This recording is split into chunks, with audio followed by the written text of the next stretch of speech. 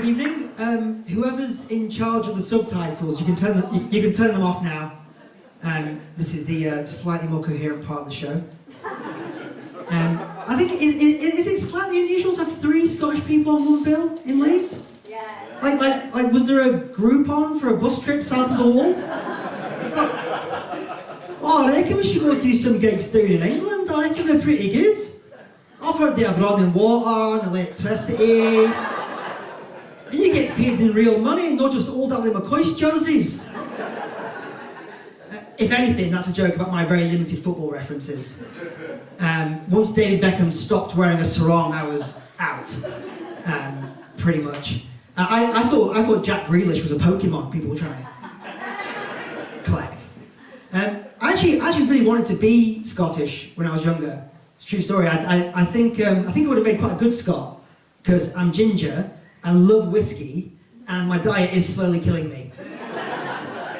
So if there's some sort of point system for entry, I feel like I'm, right there. I should start taking better care of myself, really. I'm in my mid-30s. I agree with Joe, we should stop fat-shaming babies, because I would like to stop being fat-shamed, mostly. I've hit an unfortunate age where I now look like both a Catholic priest and the boy he molested.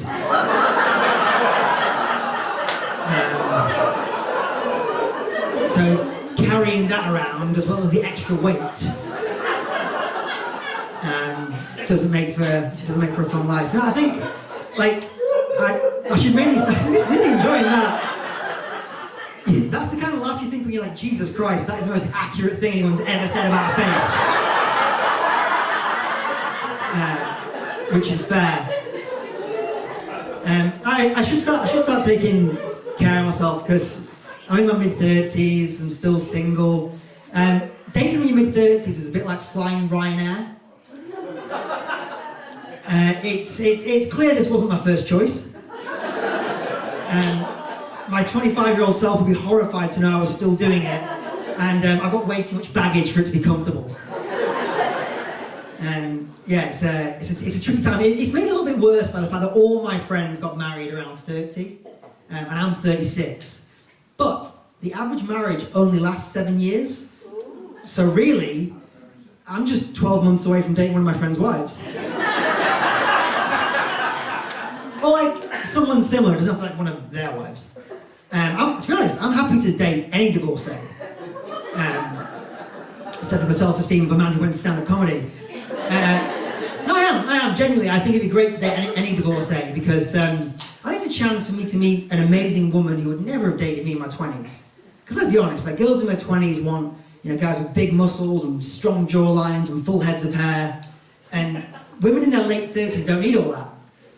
Which is good for me. The joke there is I don't have any of those things. That was the... You can laugh at it, it's fine. I've got past it, you guys can get past it. It's absolutely fine. No, I've got more of like a late stage in life appeal. I'm good at cooking, cuddling, and walking out of the house Instagram ready. That's my major contribution to any relationship. You're sorry? And parking. John's referencing the thing that only me and him know, which is...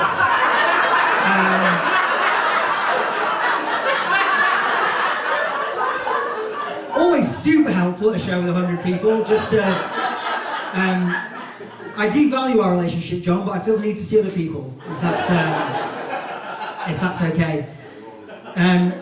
No, I mean, so I think dating divorcees is kind of my speed. I did actually for a little while date a divorced woman, and I did actually know her ex in real life, which was interesting, because I used to play rugby with this guy, so I knew what he was packing in his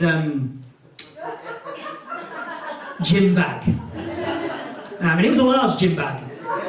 It was what you might describe as an unfeasibly girthy gym bag. It was the kind of gym bag he could have used as a kickstand if he really needed it. So I was interested in how she might compare us, because it's quite intimidating to follow a gym bag that has an elbow. Especially when you're packing a boot bag. Now, don't get me wrong, a boot bag has everything you need for game day, just about. But it wasn't just the kit bag comparisons. This guy was the opposite of me in absolutely every way. Like, he was tall, he was ripped, he was semi-literate. And I just was like, this amazing woman in her late 30s is now dating me. Like, she's traded in Jon Snow for Tyrion Lannister. That's a Game of Thrones reference. Jon Snow's a big hulky guy, Tyrion Lannister's a dwarf with a sharp mind. Once again, I'm Tyrion Lannister. And she made this switch, and I couldn't really figure out why, but I think I got the gist of it. It's basically because some women, as they get a little bit older, they might like what they see, but they really love what they hear. And when you talk for a living, turns out you get pretty adept in the art of X-rated oratory. Like, your kit bag may be large, sir, but it's no match for the size of my vulgar vocabulary. Six-pack abs might be fun, but not as fun as uncovering 6 different fetishes in one night and then snuggling afterwards while we watch Bake Off. Sounds great, right? Yeah. There was a child involved in the relationship, not the dirty talk. She was a lovely, like, adorable little girl. And it's like I was totally fine dating a woman with kids. I love kids. Kids love me. Because they think I'm one of them. He's the one who was promised. Like us, but big. He can reach high places and speak to food givers. He shall be our king. I'm not sure if that act out was worth it. That was really stiff in my hips. I got an Instagram ad the other day for hip opening exercises, and I thought, I am not that old or that sexually confident. So it was a bit unnecessary on their part. Anyway, so I thought, like, the parenting situation, I thought could get a little bit, interesting if I continued dating that girl, because, like, if you're a guy and you introduce yourself and you're like, oh, this is my daughter, people think, oh. But if you go, this is my stepdaughter, people go, that's a countdown till there's a problem. I thought like little things would be a problem, like going to the park or something. She might want to hold my hand. We look nothing alike. Like, a well-meaning woman could come over and be like, "Is this your daughter?" My daughter? No. What do you mean? Relax, it's fine. I took her from her dad's house. What do you mean? It's fine. It's fine. It's fine. I'm sleeping with his wife. Okay, the ending of that needs some work. That's good. That's feedback.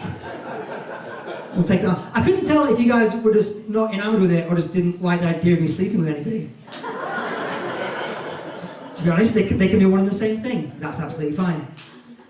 So I was. It's really nice for me being back in England. I was away living in New York for quite a long time, and I moved over there for my dream job in an ad agency. But I almost lost the job before I even got it. So I flew out to New York, did my first interview. They said, great, we like you, come back tomorrow, meet the boss at 4 p.m. Fantastic. So I decided to prepare for the most important interview of my life by going out and getting riotously drunk.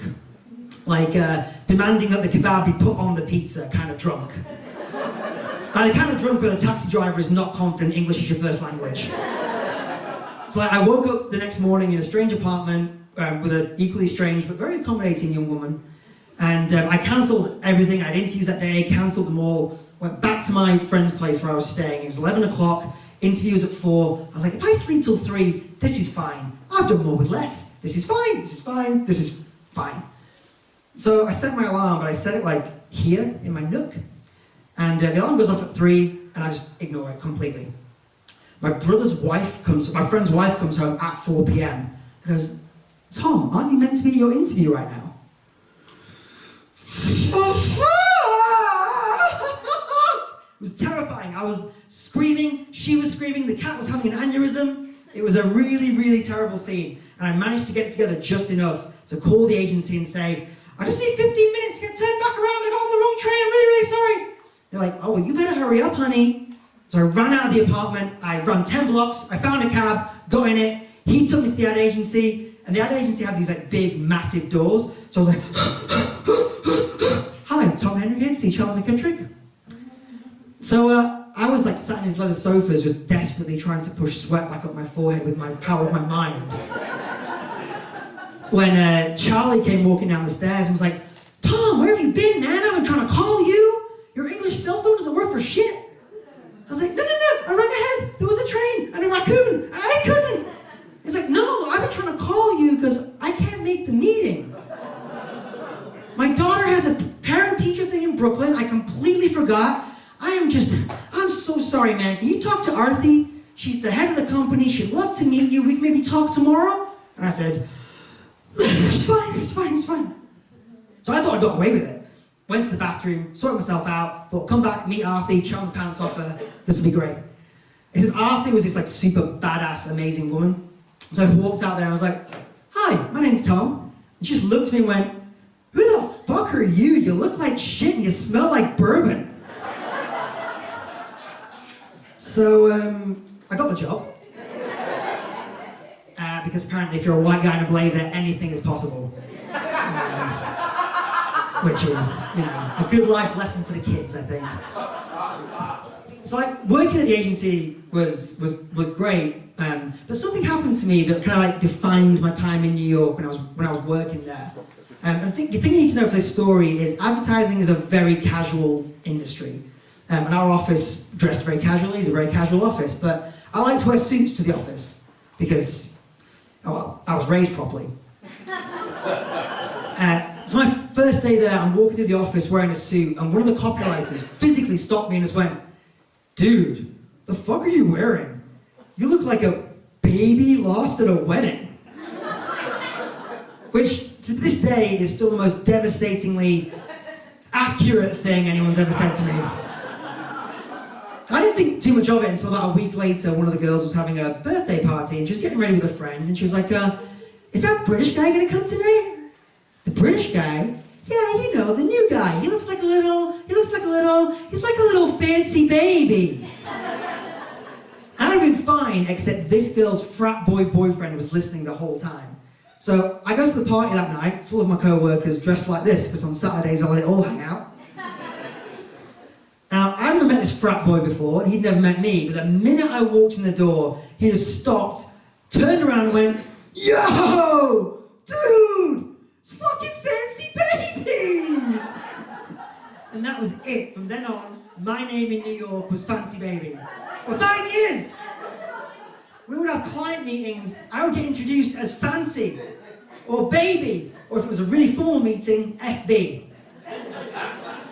That nickname stuck so much that by a year later, I was getting a promotion, and my boss, in front of our entire department, gave me a promotion by saying, now? Which, you know, was when I started doing comedy, to be honest. I learned a lot about myself living in New York, and one of the main things I learned was I'm about a 5 out of 10 at attracting American women, but I'm a 9 out of 10 at attracting American weirdos. And I learned that very, very early. I was getting my apartment in the East Village, which is downtown Manhattan, and I was working with a very attractive real estate agent.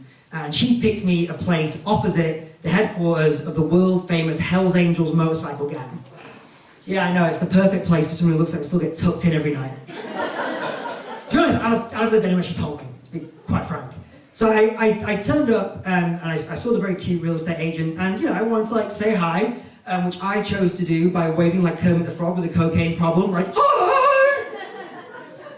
And I had all my big bags from England, and as I waved like Kermit, one of them nudged one of the Hells Angels' sacred motorbikes. And this guy grabbed me and just went, hey, you yuppie fuck! You want some new stitches to go in your apartment? To which I said, no, I'm saying no, please.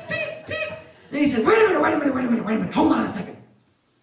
Are you British? Yes, absolutely, crumpets, Marmite, absolutely, 100%. And then something really strange happened. He just grabbed my face very tenderly and went, well, all right then. And just let me go. Now, it turns out that meant we were prison married.